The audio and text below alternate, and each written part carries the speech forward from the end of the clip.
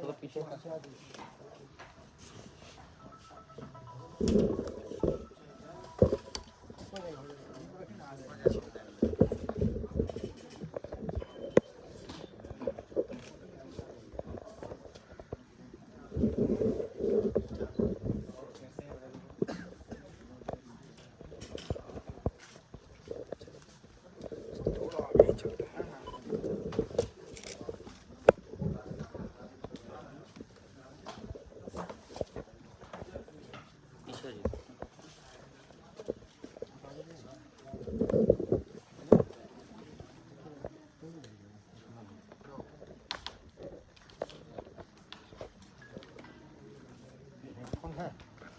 थोड़ा सा हेडफोन देखें।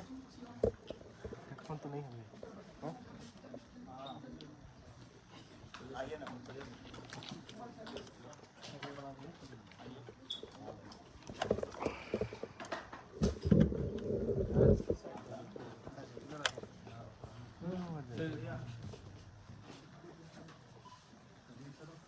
परिचय हो जाए।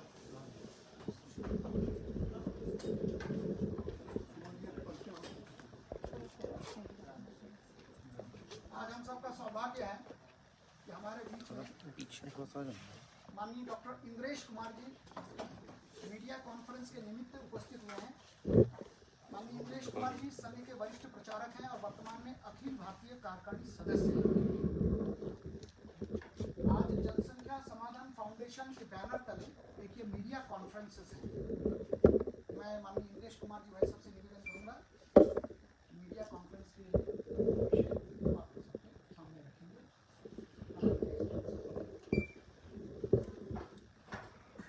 जनसंख्या समाधान फाउंडेशन के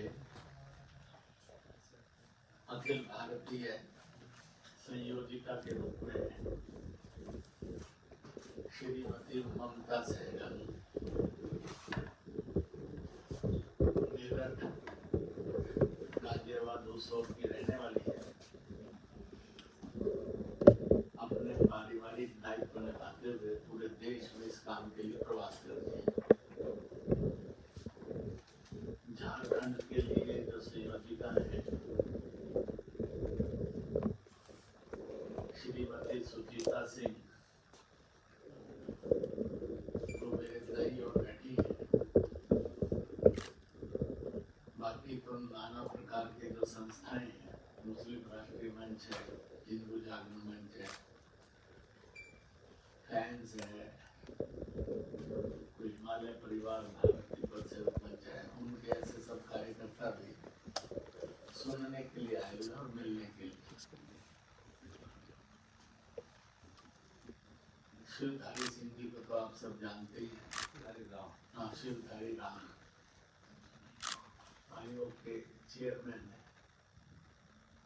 आए हुए थे मिलने के लिए, तो इसलिए कार्यक्रम में भी साथ उपस्थित है। इसी तरह से श्रीमती संपत्ति कुशवाहा ये भी जनसंख्या समाधान फाउंडेशन में पदाधिकारी।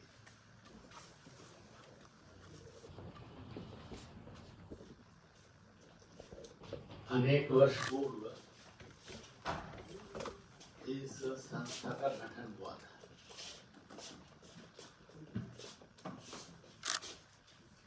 बढ़ती जनसंख्या विश्व के सामने भी एक चुनौती है और भारत के सामने भी एक चुनौती है।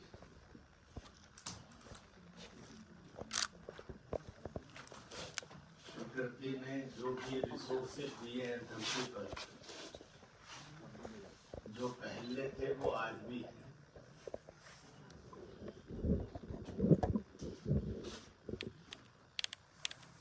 कुछ पॉइंट मैं कहता हूँ, फिर आप लोग जो भी पूछना चाहेंगे पूछ सकेंगे।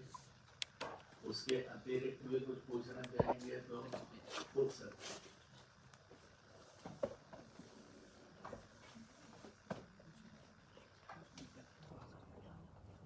पूरे विश्व में जो इस समय का भारत है उसके पास विश्व की कुल जनसंख्या का 16.5% जनसंख्या भारत के पास है। विश्व में जो धरती उपलब्ध है, धरती का 3.5% से अधिक धरती है। इसलिए भारत भूमि में कम है और जनसंख्या में बहुत अधिक हो गया है। मैं आपके लिए आश्चर्यजनक आंकड़ा भी रखता हूँ। 1857 के समय ब्रिटिश का प्रथम वाइसराय जब भारत की गवर्नेंस करने के लिए कलकत्ता में चेयर पर बैठा, तो उसके पीछे जो हिंदुस्तान का नक्शा था, उसका क्षेत्रफल 83 लाख स्क्वायर किलोमीटर था। परंतु उसका एक छोर अफगानिस्तान था, दूसरा छोर म्यांमार था, तीसरा छोर उसका तिब्बत था और चौथा छोर हिंद महासागर यानी श्रीलंका और मालदीव था। आज ये सब लगभग 9 से अधिक देशों में भूखंड है। इसलिए ब्रिटिशर्स ने 90 साल में धीरे धीरे करके 6 बार शांतिपूर्वक और 7वीं बार खून खराबे से भरा विभाजन किया। अफगानिस्तान रूस और ब्रिटिश इंडिया के बीच में बफर स्टेट बनी, जो बाद में देश कहलाया। तिब्बत चीन और ब्रिटिश इंडिया के बीच में बफर स्टेट बनी 1914 में, जो बाद में तिब्बत स्वतंत्र देश बनते बनते चीन उसको हड़प गया। इसलिए वो दुनिया के देशों की गिनती में नहीं आ सका। 1904 में और 6 में भूटान को स्वायत्तता दी और नेपाल को, और बाद में भारत ने यूएनओ में रिकमेंडेशन के बाद भूटान को और नेपाल को स्वतंत्र देश के रूप में मान्य करवाया।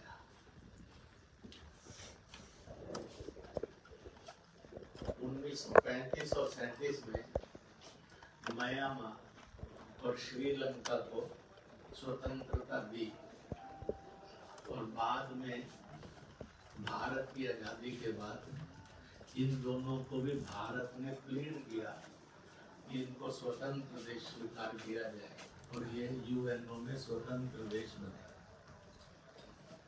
सन 47 में उन्होंने भारत का विभाजन किया।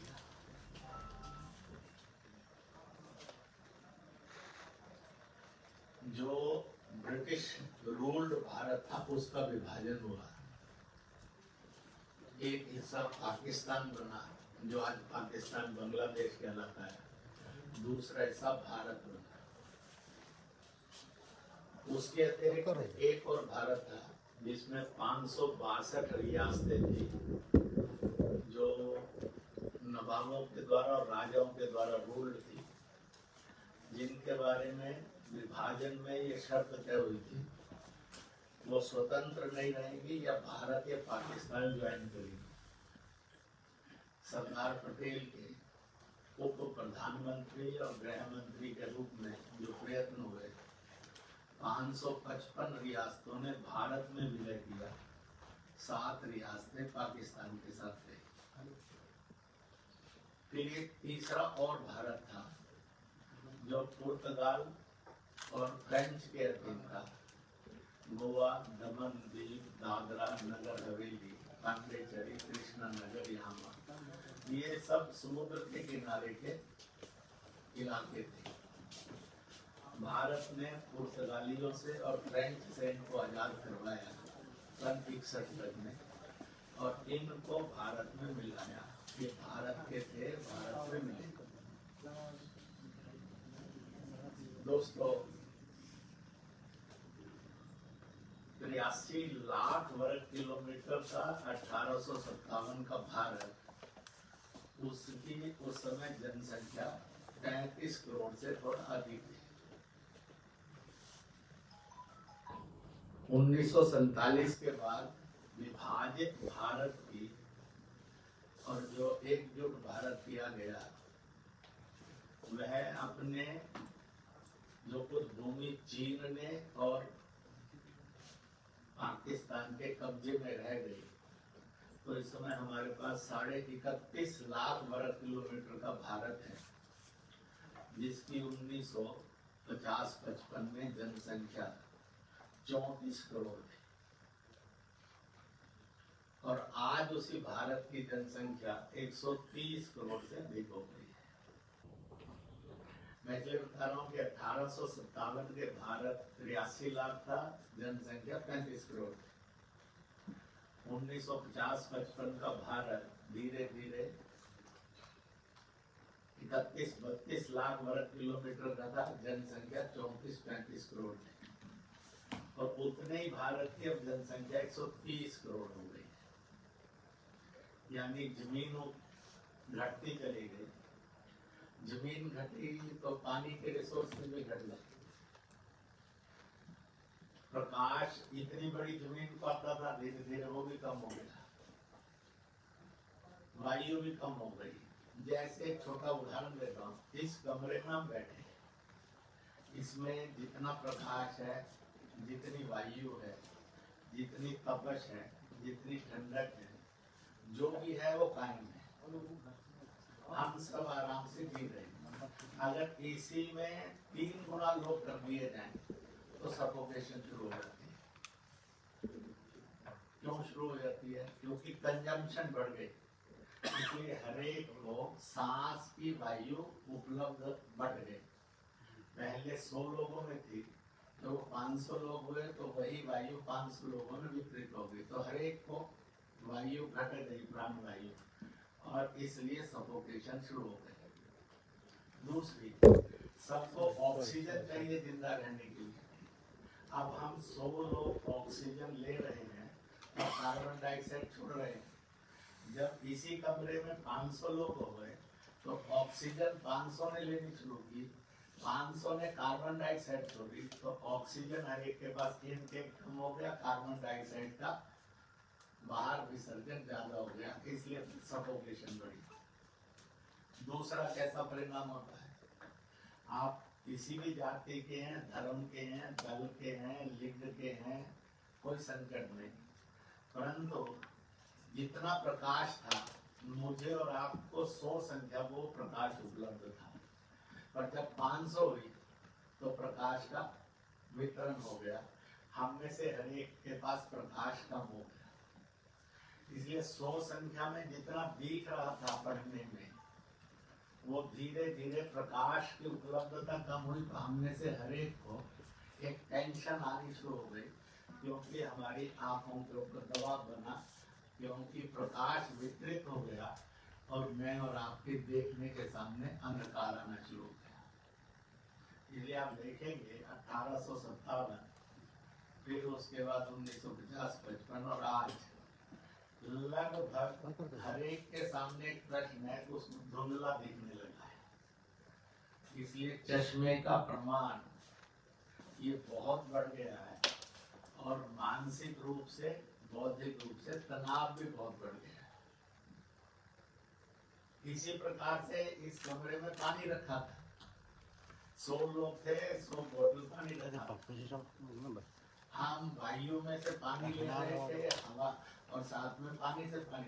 जब 500 संख्या हो गई तो वायु का पानी भी बढ़ गया 500 लोगों में, और वो 100 बोतल और 500 को लगी तो हर एक के पास पानी भी कम हो गई पीने का, इसलिए क्राइसिस खड़ा हो गया। इसी प्रकार से आप देखेंगे, एक किस्म से आप उसको रोजगार मानकर सोचिए। हम 100 लोग थे, 100 के लिए रोजगार था, कुर्सी मिली हुई थी, काफी पेन मिला था, काम कर। परंतु जैसी 500 संख्या हुई तो कुर्सियां नहीं थी, यानी सर्विसेज उपलब्ध नहीं थी। प्राइवेट भी उतनी नहीं थी, सरकारी भी उतनी नहीं थी, दोनों का अभाव हो गया। फिर जो सुविधाएं चाहिए थी वो सुविधाएं भी 500 में हुई, तो मेरे पास आपके पास अगर 3 कॉपी थी तो हम सब के पास एक रह गई, क्योंकि बाकी दो कॉपी 500 के पास चली गई। तो इसलिए रोजगार पर भी असर पड़ा और हम सबकी सुविधाओं पर भी उसका असर पड़ा। अपनी वही सुविधाएं मेंटेन करने के लिए या तो हम संघर्ष करेंगे या फिर हम टेंशन में आएंगे, बीमारियां बढ़ेंगी, रोजगार घट जाएंगे। रोजगार तो उतने ही है, बड़े, परंतु जनसंख्या तुलना में इतनी बढ़ गई तो बेरोजगारी भी बढ़ गई। हर एक आदमी के पास संपत्ति भी संकट में आने लगी। तो ऐसे में जब स्टेटस मेंटेन करता है तो करप्शन और क्राइम भी बढ़ता चला जाता है। मैंने जैसे भारत का उदाहरण दिया, इसी बार विश्व पर लागू करेंगे और विश्व पर लागू करेंगे तो सन 1400-1500 में दुनिया की जनसंख्या 200 करोड़ थी। आज वो जनसंख्या 750 करोड़ से ऊपर हो गई। इसलिए आप देखिए, शिक्षा बढ़ी, विकास बढ़ा, परंतु करप्शन और क्राइम भी बढ़ गया, डिसऑनेस्टी भी बढ़ गई और डिसऑनेस्टी बढ़ने के साथ साथ कॉन्फ्लिक्ट्स बढ़ गए। आप देखिए, आज से 100 साल पहले, 200 साल पहले, 400 साल पहले विद इन सोसाइटी के कॉन्फ्लिक्ट्स और विद इन फैमिली कॉन्फ्लिक्ट्स आज वो बढ़ते चले जा रहे हैं। क्यों? क्योंकि जनसंख्या तेज गति से बढ़ती चली जा रही है। मैं उसका 2 उदाहरण छोटे से दूंगा, कैसे आप लिखेंगे। एक दिया, दूसरा देखो। मुझे और आपको मूवमेंट के लिए वाहन चाहिए। वाहनों का प्रमाण आज से 100 साल पहले और 200 साल पहले बहुत बहुत कम था। आज वाहन का प्रमाण इतना अधिक बढ़ गया है, तो हर वाहन पेट्रोल और डीजल में से ऑक्सीजन खाता है चलने के लिए और कार्बन डाइऑक्साइड भेजता है। इसलिए हम कहते हैं कि पर्यावरण बिगड़ गया और प्रदूषण बढ़ रहा है। क्यों?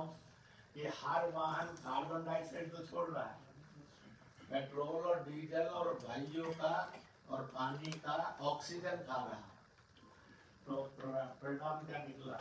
मेरे और आपकी सुविधा तो हो गई, पर मेरी और आपकी बीमारी भी बढ़ गई, सफोकेशन भी बढ़ गई, प्रदूषण भी बढ़ गया। मैं उसका वर्तमान उदाहरण देता हूँ। जब चीन ने बायो वेपन बनाया, this COVID-19, it is not virus from nature, by nature in nature. It is an calculated, made in China, made by Chinese, a bio weapon, जो उसने मानवता के विरुद्ध अप्लाई किया। और देखिए, करोड़ों संक्रमित कर दिए, लाखों मर रहे हैं, सारा जगत असहाय, मरते जा रहे, मरते जा रहे, मरते जा रहे। तो इसका अर्थ क्या हो गया कि उसने कोई तोप नहीं चलाई, बंदूक नहीं चलाई, तो बम्बार्डमेंट नहीं की, और मानव जाति का भयानक क्रूरतापूर्ण हानि कर दी और सारी दुनिया ने चीन को गांधी देश स्वीकार कर लिया और मान लिया। अब इसलिए जब वाहन बढ़े तो सारी सुविधा में से आज प्रदूषण बढ़ा। तो कोविड-19 के पीरियड में भारत ने एक प्रयोग किया और जो सारी दुनिया में अप्लाई हुआ, लॉकडाउन। हर आदमी को कहा गया कि तू ज्यादा से ज्यादा घर में रहे। फर्क क्या है? सबने लिखा कि अब शहर में आकाश के तारे दिखने लगे, रात्रि में दिखते नहीं, नदियों का जल अच्छा हो गया, गली मोहल्लों में सफाई होने लगी, परंतु सफाई तो कोई नहीं कर रहा, सफाई होने लगी। मानव सड़क पर बहुत घूमने के लिए अंदर चला गया, चिड़िया चहचहाने लगी है। नहीं तो शहर ऐसे हो गए थे जिनमें चिड़िया की आवाज ही सुनते थे, पक्षियों का कलरव खत्म ही हो गया, प्रकृति पत्ते भी हिलते थे तो उसका मधुर संगीत भी सुनना बंद हो गया था, क्योंकि शोर इतना था।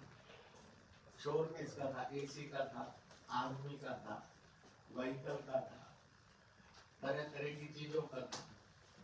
वो जनरेटर चलते हैं उनका था, तो आदमी को हार्ट ऑफ बीटिंग होना शुरू। अब आप देखिए जैसे ही लॉकडाउन को अनलॉक किया भारत में और विश्व में, थोड़े से दिनों के बाद सबने क्या लिखा, ये सब गंदगी फिर प्रदूषित होने लगी, मोहल्ले में गंदगी आ गई और कार्बन डाइऑक्साइड प्रदूषण बढ़ता जा रहा है।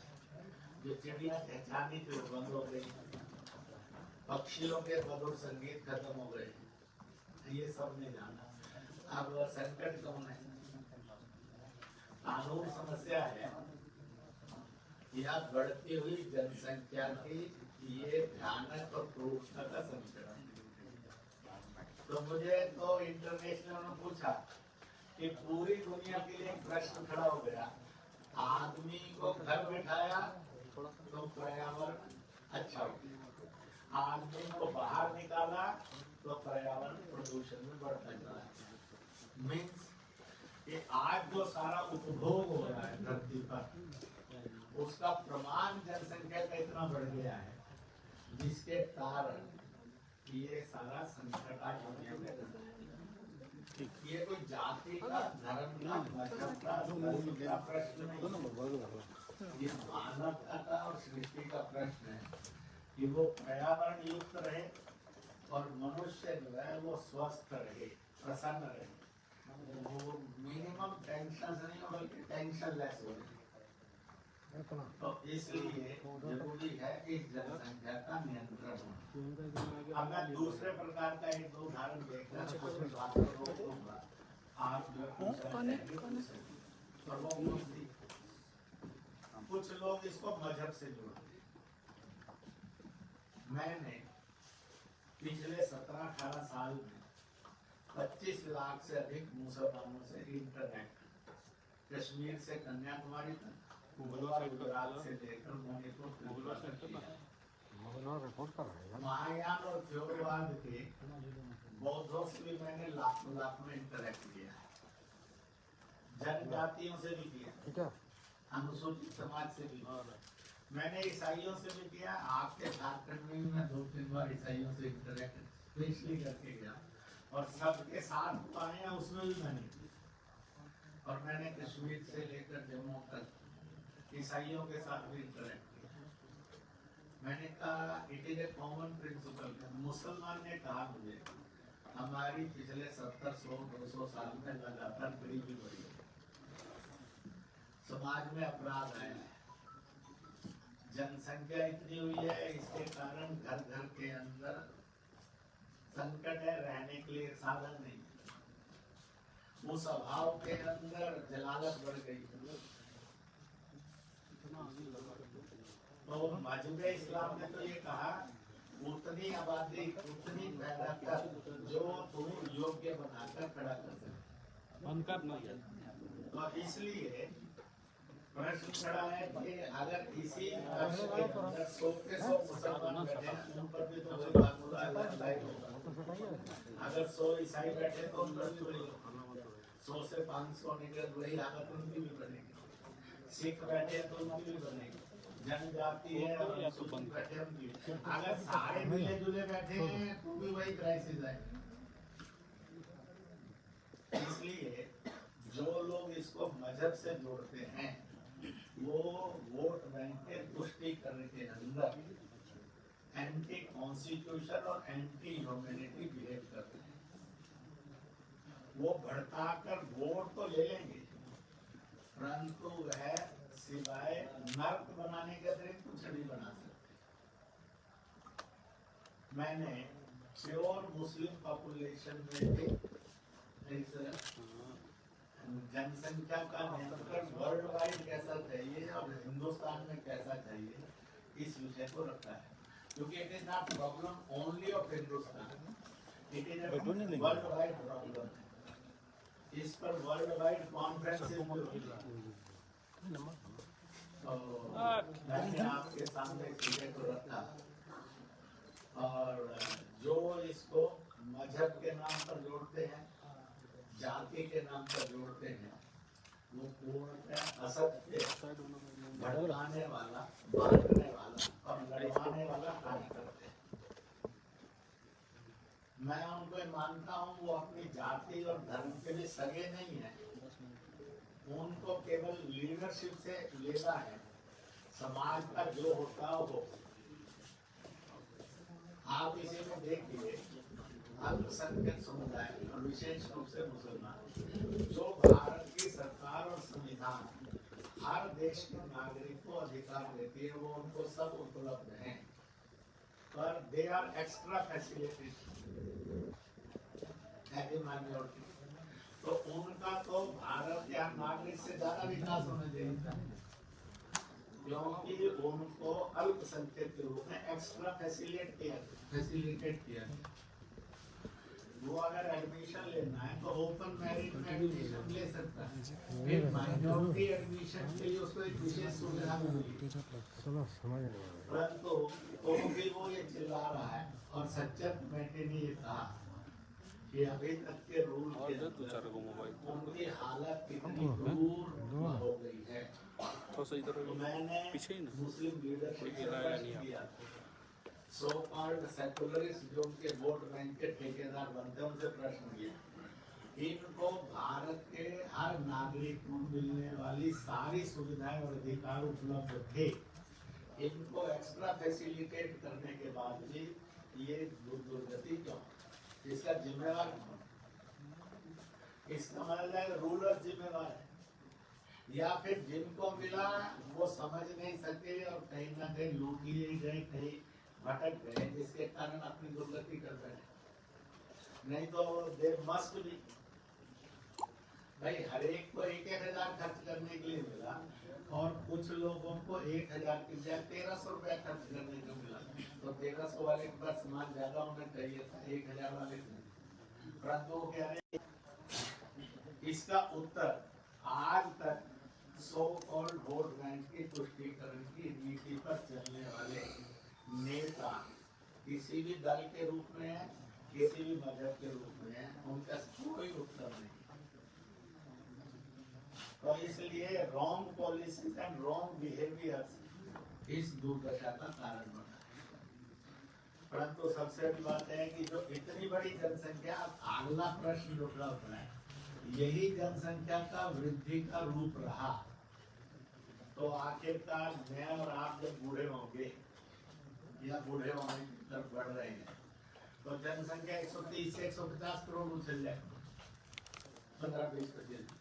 हम सब मरेंगे तो जो हमारे बच्चे आएंगे और पोते आएंगे, उस समय में जनसंख्या और बढ़ जाएगी, तो क्या स्थिति होगी? वो रोगी होंगे,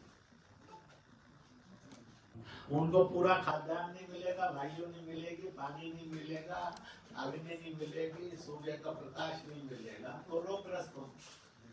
रोगग्रस्त होंगे तो वो टेंशन, तनाव में रहेंगे, और फिर जब अभाव होगा तो उसकी पूर्ति के लिए क्या करेंगे? अन्न नहीं मिलेगा उतना तो क्या करेंगे?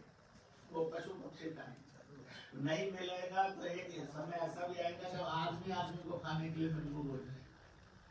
ये एक हैवॉक बन सकता है 50 साल बाद, 60 साल बाद, तो क्या स्थिति बनेगी? और दुनिया में ऐसे कई देशों की सभ्यता खत्म हो गई।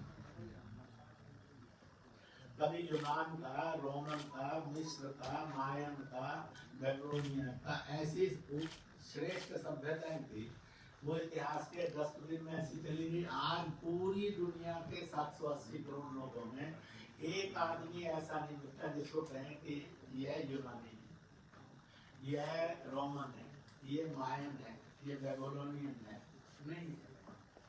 जबकि सिंधु सभ्यता के लिए कहें तो हम 130 करोड़ साक्षी हैं कि हम उस सभ्यता के नागरिक। परंतु ऐसी सभ्यताएं भी धरती पर शक हूं कुशान, ना आज उनके नाम पर भूमि है, ना उनके नाम पर एक भी आदमी है, जबकि उनका बहुत बड़ा इंपैयर भी कहाँ लुप्त हो गए सारे के सारे। इसलिए दुनिया के अंदर भारत ऐसे दुर्गति की तरफ ना जाए, और हर आदमी को न्यूनतम जो पर्यावरण चाहिए, हर आदमी को न्यूनतम जो चीजें चाहिए, वह उसको ठीक से प्राप्त हो। चाहे वो किसी भी जाति का है, दल का है, सूबे का है, किसी भी भाषा का है, किसी भी लिंग का है, उसको वो सब उपलब्ध हो। इसलिए अनेक समस्याओं में यह एक वैश्विक और भारत की समस्या का रूप मैंने रखा। आप कहेंगे तो मैं उसको तुलनात्मक इंग्लैंड की कैसे ये समस्या है, चीन की कैसे समस्या है, उसके भी आंकड़े हो सकते हैं, परंतु आप थोड़ा अध्ययन करेंगे तो आपको एक भयानक क्रूर चित्र मिलेगा। आप ये देखिए 200 करोड़ के लिए जो धरती थी, आज उस पर 780 करोड़ है, कल 1000 करोड़ हो जाएंगे, तो क्या हालत बनेगी दुनिया। इसलिए आप पिछले से लेकर लगातार की वृद्धि वर्ष आगे बढ़ने के आंकड़े पढ़िए, तो आदमी की आई साइट कमजोर हुई है, चश्मे का प्रमाण बढ़ गया, उसका मेंटल टेंशन, फ्रस्ट्रेशन, डिप्रेशन बढ़ गया, इसके केसेस बढ़ते जा रहे हैं। उसके पास चीजों का अभाव है, इसलिए डिसऑनेस्टी, करप्शन, क्राइम और सिन बढ़ता जा रहा है। आप देखेंगे तो ये सारी उन समस्याओं के समाधान में जो अनेक बिंदु हैं, उनमें एक महत्वपूर्ण बिंदु है कि कहीं ना कहीं जो कुछ ईश्वर ने, खुदा ने, वाहेगुरु ने, गॉड ने मानव जाति को दिया है प्रकृति के रूप में, वह उसकी तुलना में जो मानव ने नियंत्रित करना है, वो उतनी जनसंख्या करे जिसके कारण उसको स्माइल रहे, हैप्पी हो, और इस समस्या के स्वरूप का exploitation on the name of caste, religion and party and लिंग, सेक्स, ये ना हो। जो लोग इसको बताते हैं, आप उनको गिरबान पकड़कर पूछ सकें कि यू आर टेलिंग लाइक। ये एक बात सच है कि जिसको ईश्वर सृष्टि जन्म देती है, उसका खाद्यान्न भी देती है, परंतु खाद्यान्न तो भिखारी के रूप में मिलता है। तो क्या जगत भिखारी होने चाहिए? जेल में बढ़ने वाली जनसंख्या है, तो क्या जेल में रहने वाली आपराधिक जनसंख्या बननी चाहिए दुनिया? तो इसका विचार करना। इसलिए वो भिखारी पूछते, माँ ने पूछा, बेटा तू क्या कर सकता है? उन्होंने कहा माँ मैं एक ही काम कर सकता हूँ, मांग सकता हूँ। वो भी तथास्तु कह देती है, वो भिखारी बनकर जिंदगी, पर सारे सम्मान वो खो बैठता है। एक अपमानित, पीड़ित, दर दर भटकने वाली जिंदगी मिलती है, रोटी तो उसको भी देना था। तो क्या मानव ऐसा हो जाना चाहिए? आप देखिए जेल में है, मैं एक सच घटना ज्वालामुखी माई के हिमाचल की सुनाकर फिर आप फ्री हैं तो आस्क। वहाँ एक आदमी पहुंचा, दरबार पर जाकर उसने गुहार की। ये वहाँ प्रचलित घटना है, सत्य घटना के रूप में।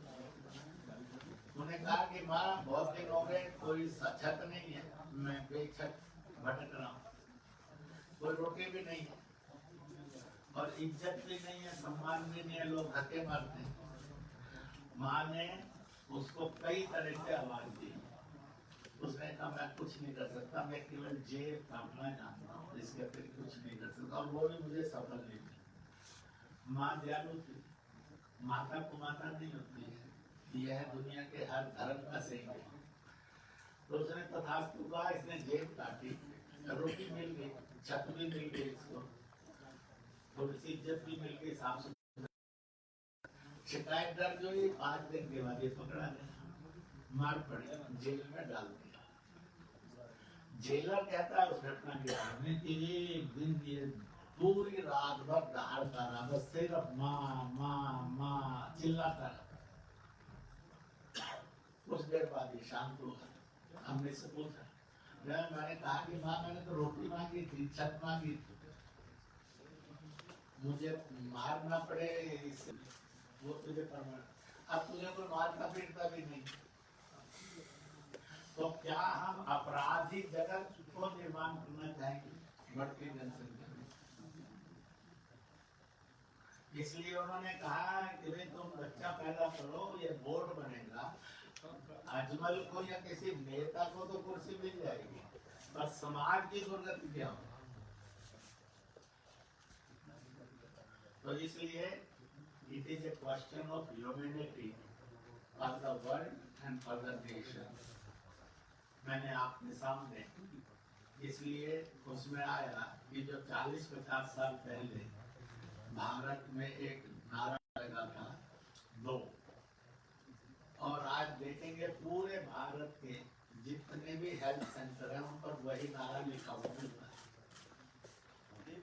परंतु वो ठीक से नीति में नहीं गया। और नारा लगाने वाले आज की सरकार नहीं थी, सो कॉल्ड सेकुलरिस्ट, और वो भटक गए, इसलिए लिखा आज वही है, फोटो भी वही बना हुआ है। परंतु भारत के प्रधानमंत्री ने एक छोटा संकेत दिया था पिछले वर्ष के 15 अगस्त 2019 के, छोटा परिवार भी देश सेवा और समाज प्रेम है। टू मेक द एटमॉस्फेयर, उस पर से कुछ लोगों ने चिल्लाना शुरू किया। इस नारे के पीछे की मंशा मजदूरों को खत्म करने की है, उनकी जनसंख्या को क्रूरता से कुचलने की। उसी समय में दूसरा भी हवा चली कि नहीं, ये सबके लिए कल्याणकारी है। वह रेवरेंड है कि रामलाल है कि रामुद्दीन है कि राम सिंह है कि रामदास है, वो जनजाति है, अनुसूचित है, सिख है, ईसाई है, मुस्लिम है, सनातनी है, it is for all welfare. तो मैंने थोड़ा समय लेकर आपके सामने इस विषय को इसलिए रखा, आने वाले दिन में दोस्तों आप में से हर एक को इसका भुगतान करना यहीं से लेना है, ठीक है?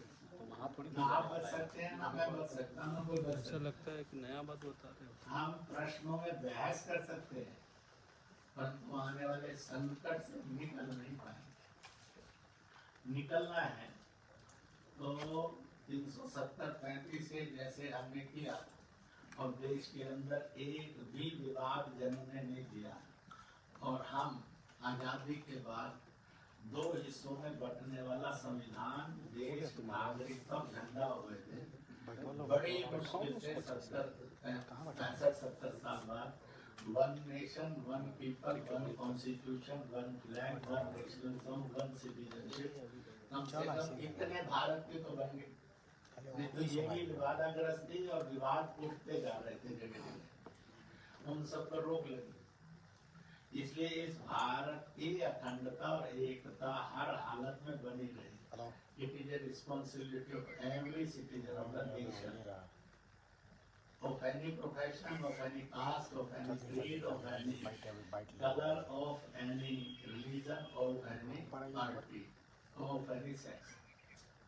इन्हीं शब्दों के साथ मैं अपने पत्रकार दोस्तों को बहुत बहुत अभिनंदन करता हूँ और बधाई देता हूँ, और विश्वास करता हूँ कि ये लोकल न्यूज नहीं बनेगी, ये स्टेट वाइड, नेशन वाइड और इंटरनेशनल वाइड न्यूज बनेगी।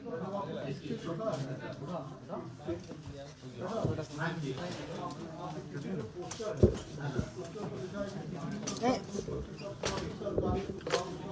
अरे आगे का है, ऐसा है हम लोग बाइट ले लेते हैं, यहीं से लेना है। अरे यहीं से लेना है। ऐसा है, अभी सिर्फ इस बात पर सहमति नहीं है,